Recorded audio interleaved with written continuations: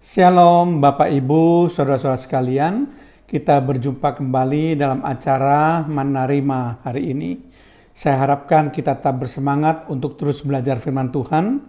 Dan kita akan buka acara Menerima hari ini dengan doa terlebih dahulu.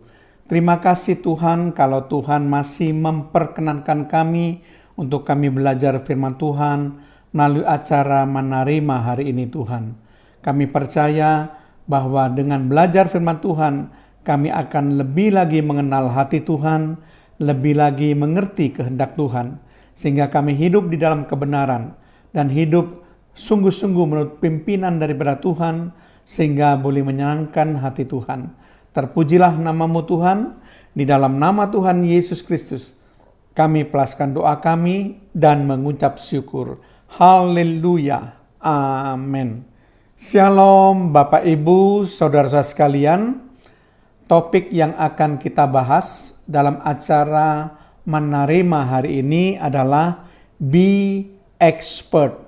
Sekali lagi, topik yang akan kita bahas dalam acara Menerima hari ini adalah Be Expert. Nah, Bapak Ibu Saudara sekalian, Be Expert itu artinya jadilah ahli. Jadi Tuhan ingin supaya kita ini menjadi seorang yang ahli. Bukan seorang yang setengah-setengah, apalagi seorang yang tidak bisa apa-apa. Biasanya kita senang dengan yang namanya lumayan. Kalau kita ditanya bagaimana hasil daripada pelajaranmu, biasanya kita jawab lumayan, ya. Banyak sekali orang-orang yang menyukai dengan istilah lumayan ini, seringkali dipakai. Jadi ketika mengenai suatu kepandaian, kadang-kadang lumayan bisa saja sudah membuat kita senang. Jadi lumayan itu sebetulnya kalau diartikan secara tingkat itu paling tidak sama dengan rata-rata. Lumayan itu memang lebih baik daripada tidak bisa sama sekali. Jadi lumayan ini merupakan peringkat antara dari yang tidak bisa menjadi ahli. Jadi urutannya adalah tidak bisa, lumayan, menjadi ahli. Jadi setiap orang yang ingin menjadi ahli tentu harus melewati yang namanya lumayan. Tetapi jangan kita berhenti di tingkat lumayan, kembangkan terus kemampuan kita sehingga kita menjadi seorang ahli. Karena itulah kehendak Tuhan. Orang yang lumayan akan dibayar juga lumayan.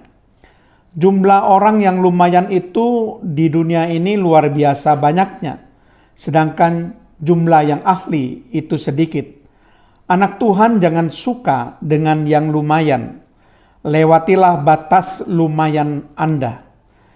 Beradalah di atas rata-rata. Jangan cuma senang dengan rata-rata atau lumayan.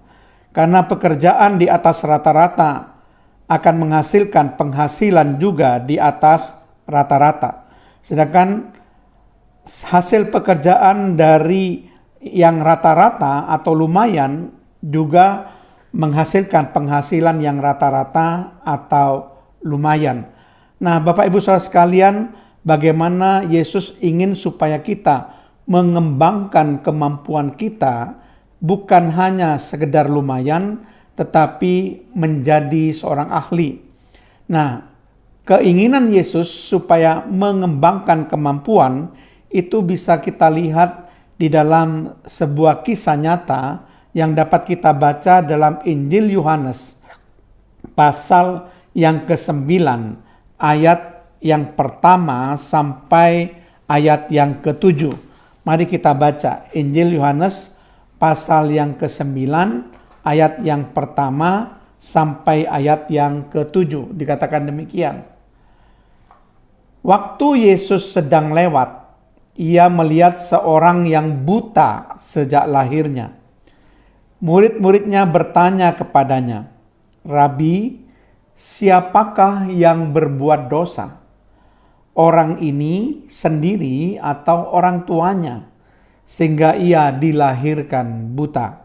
Ayat yang ketiga, jawab Yesus, bukan dia dan juga bukan orang tuanya, tetapi karena pekerjaan-pekerjaan Allah harus dinyatakan di dalam dia.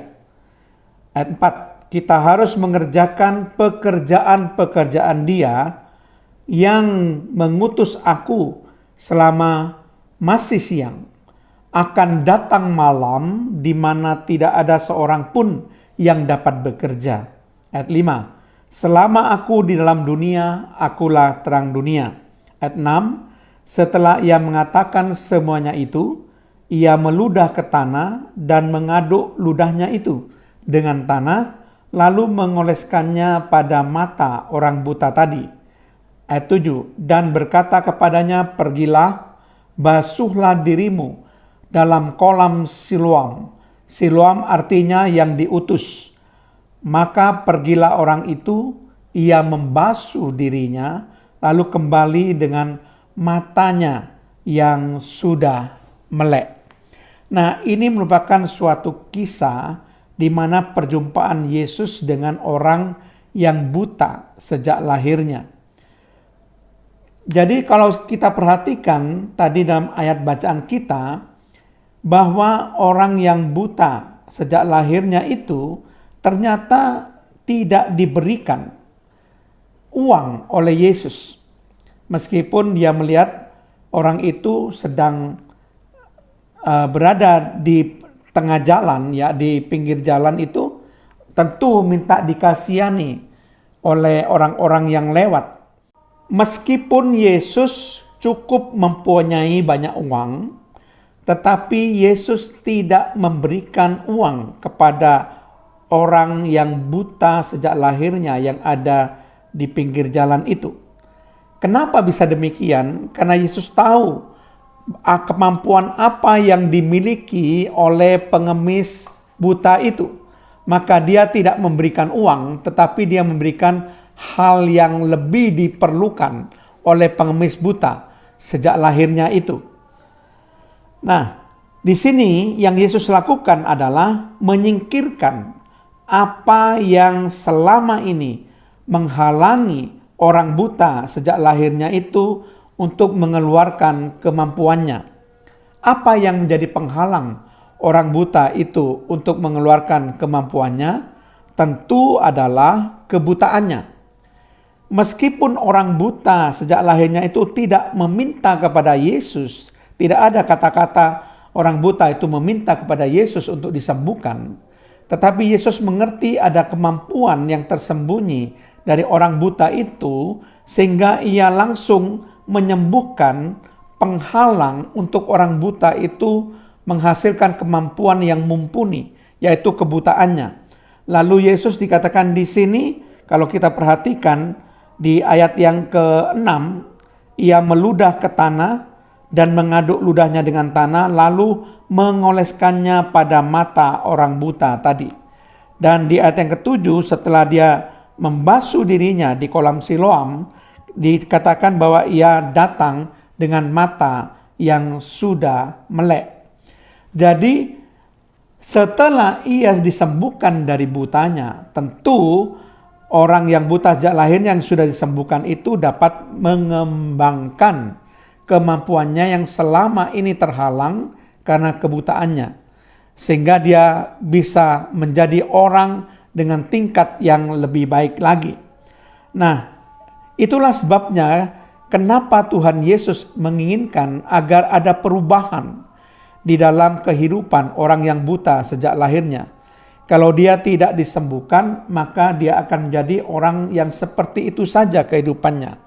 Tapi dengan adanya dia disembuhkan dari kebutaannya, dia bisa mengembangkan kemampuannya, maka dia akhirnya akan menjadi seorang yang ahli.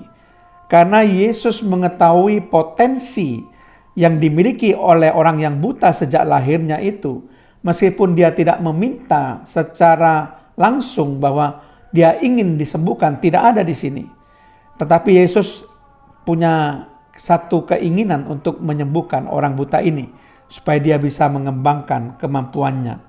Saudara sekalian, kalau kita melihat tidak ada seorang pun di dunia ini yang lahir dengan keahlian. Semua lahir ke dalam dunia dengan kekuatan atau kemampuan yang dimiliki sejak lahir, tapi bukan langsung menjadi ahli. Tidak ada orang yang lahir langsung menjadi ahli piano. Tidak ada orang yang lahir langsung menjadi ahli pidato. Tidak ada, saudara. Jadi kemampuan itu adalah suatu potensi yang Tuhan berikan kepada setiap orang yang lahir di dunia ini. Nah, kemampuan inilah yang terus menerus harus dikembangkan, harus diasah, sehingga dapat dikuasai menjadi suatu keahlian. Kenapa, saudara? Karena hanya seorang yang ahli yang dibayar mahal. Hanya orang-orang ahli yang menjadi terkenal. Mereka yang merupakan orang-orang yang ahli adalah orang-orang yang di atas rata-rata. Misalnya saja para ahli itu contohnya adalah penyanyi yang terkenal, atau manajer yang top, atau pemain sepak bola yang terkenal, atau pemain tenis yang mendunia, atau pemain golf yang mendunia. Jadi saudara sekalian, itu adalah orang-orang yang ahli. Sehingga tentu saja bayaran dari orang-orang ini tentu juga disesuaikan. Ya, Bapak Ibu saudara sekalian, perhatikan Amsal 22 ayat yang ke-29. Mari kita sama-sama memperhatikan Amsal 22 ayat yang ke-29. Dikatakan begini. Pernahkah engkau melihat orang yang cakap dalam pekerjaannya? Di hadapan raja-raja ia akan berdiri, bukan di hadapan orang-orang yang hina. Nah, orang-orang yang biasa-biasa saja akan berdiri di hadapan orang-orang yang hina. Tetapi orang yang ahli atau orang yang cakap itu berdiri di hadapan raja-raja. Dan saya percaya inilah yang dirindukan oleh Tuhan, supaya kita menjadi seorang yang ahli, orang yang cakap, yang layak untuk berdiri di hadapan raja-raja, bukan di hadapan orang-orang yang hina. Nah, juga di dalam Pengkhotbah 10 ayat yang ke-10, mari kita baca. Pengkhotbah 10 ayat yang ke-10 dikatakan di sini, jika besi menjadi tumpul dan tidak diasah, maka orang harus memperbesar tenaga. Tetapi yang terpenting untuk berhasil adalah hikmat. Nah, dari ayat ini sangat jelas dikatakan bahwa kemampuan Anda itu harus diasah. Jika kemampuan Anda tidak diasah, maka Anda perlu memperbesar tenaga untuk menjadi berhasil. Mengubah kemampuan menjadi keahlian tidak dapat terjadi dalam waktu yang semalam. Itu dibutuhkan keuletan, juga dibutuhkan kerajinan, dan juga dibutuhkan kesungguhan untuk menjadi seorang ahli. Jadi ada prosesnya, tidak bisa langsung menjadi ahli.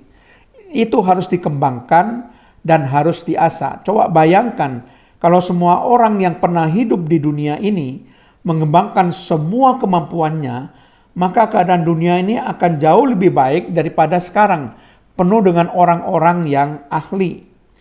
Jadi saudara sekalian, kemampuan yang tidak dikembangkan selagi orang itu masih hidup, itu berarti menyia-nyiakan apa yang Tuhan sudah berikan kepada kita. Tentu kita harus bertanggung jawab untuk mengembangkan atau mengasah terus-menerus kemampuan yang Tuhan sudah berikan kepada kita.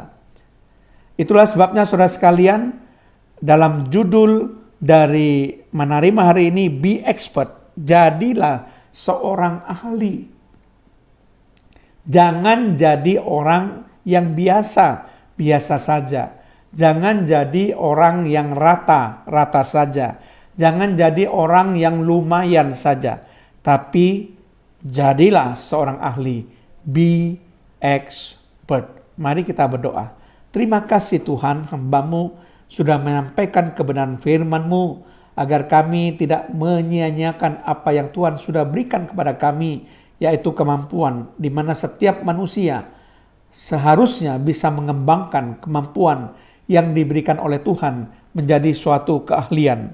Sehingga kami menjadi seorang yang ahli, seorang yang cakap, yang layak untuk berdiri di hadapan raja-raja, bukan berdiri di hadapan orang-orang hina. Sehingga dengan demikian kami boleh mempermuliakan nama Tuhan. Terpujilah namamu Tuhan, di dalam nama Tuhan Yesus Kristus. Haleluya. Amin.